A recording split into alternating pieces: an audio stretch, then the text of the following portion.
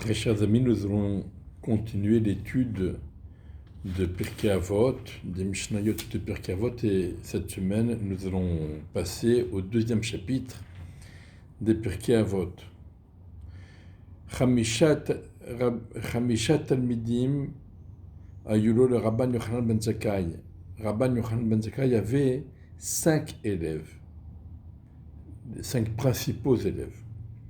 Ve'eluhen, les voici, Rabbi Eliezer ben Orkanous, Rabbi Yoshua ben Hanania, Rabbi Yossi HaKohen, Rabbi Shimon ben Netanel, Rabbi Elazar ben Arach. Ouaya Moné Shevahan. Donc après les avoir énumérés, les avoir mentionnés, Ouaya Moné Shevahan, il définissait leur qualité. Rabbi Eliezer ben Orkanous bor soud. Rabbi Eliezer ben Orkanous était un puits hermétique. Chez Eno Ma'abed Tipa. Il ne perd pas la moindre goutte. Rabbi Yoshua Ashrei Yoladeto. Rabbi Yoshua, on pouvait dire sur lui, heureuse la mère, la maman qui a enfanté cet enfant. Rabbi Yossi HaKohen, chassid. Rabbi Yossi HaKohen était un chassid. Un chassid, ça veut dire une personne bienveillante et bienfaisante qui aspire à se rapprocher de Dieu. Rabbi Shimon ben Netanel Yerechet. Rabbi Shimon ben Netanel était un personnage qui craignait de fauter. Il avait toujours peur de fauter. Ashrei Adam mefached tamid. Heureux l'homme qui a toujours peur de fauter. Rabbi Elazar ben Arach que Mariana mitgaber. Rabbi Elazar ben Arach ressemblait à une source jaillissante qui se renforce toujours.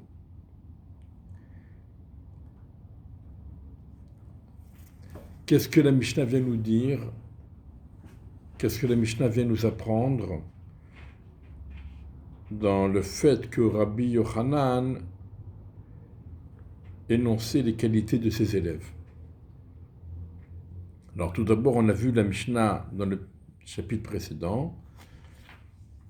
On a vu la Mishnah selon laquelle il faut respecter, alors c'est pas le chapitre précédent, mais c'est dans le chapitre à venir, il faut respecter ses élèves, il faut respecter ses maîtres, il faut respecter ses collègues, et il faut également respecter ses élèves.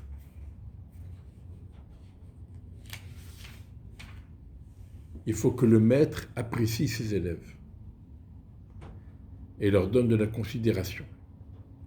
Mais je pense que ici, il y a une leçon de plus, il y a peut-être même 2 leçons en plus, 2 niveaux de leçons supplémentaires. Premièrement, Rabbi Yochanan veut transmettre la Torah et les valeurs de la Torah à ses élèves. Quel va être le canal de transmission?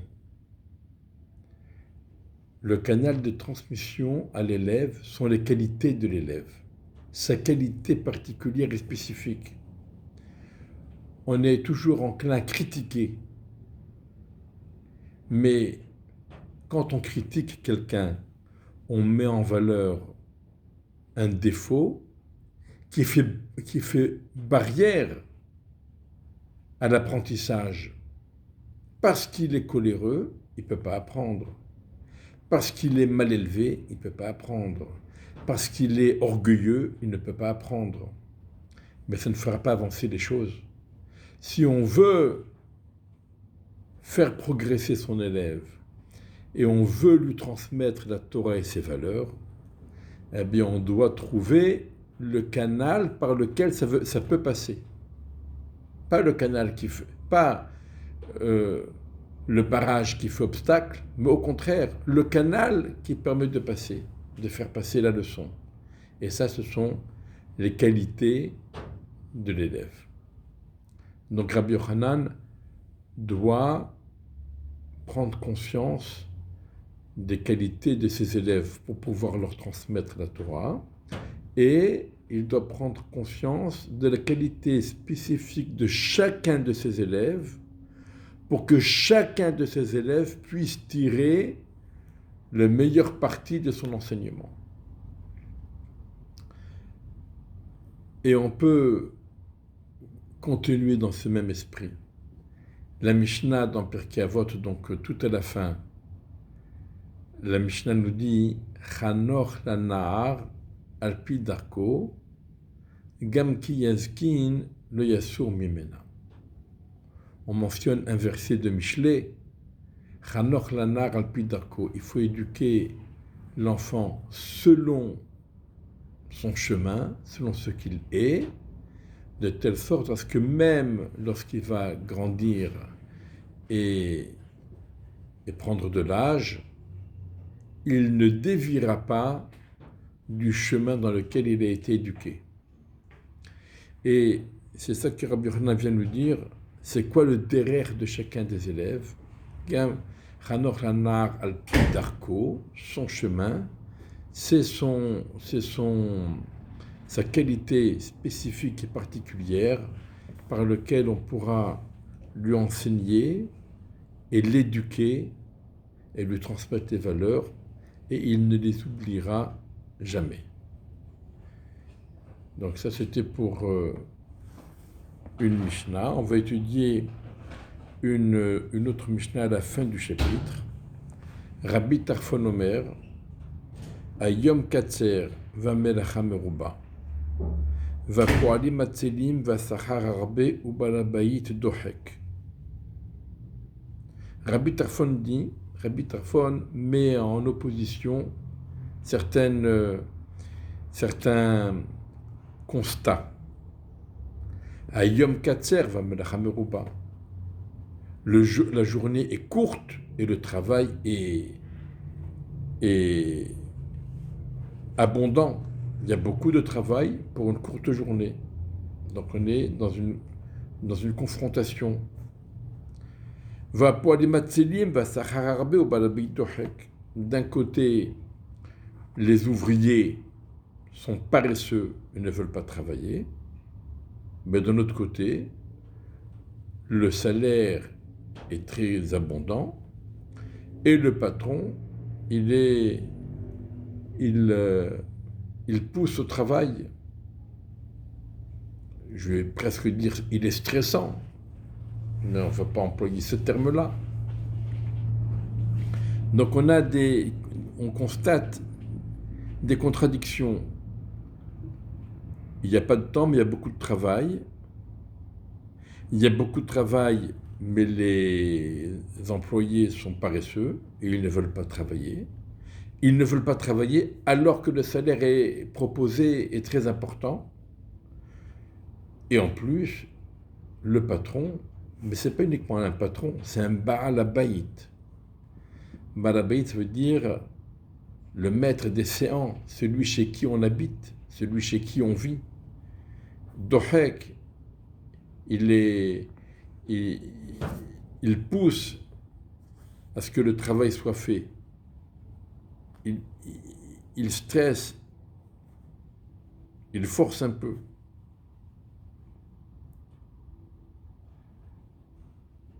Rabbi Tarfon continue et nous donne un petit bémol. Ouayomer, il disait, attention, Lo alecha melacha ligmor, il ne t'incombe pas à toi de terminer tout le travail. C'est vrai que le temps imparti est relativement court, alors que le travail est très abondant, mais tu n'es pas obligé on ne l'exige pas de ta part de terminer tout le travail, uniquement de faire ta part de travail, pas tout le travail.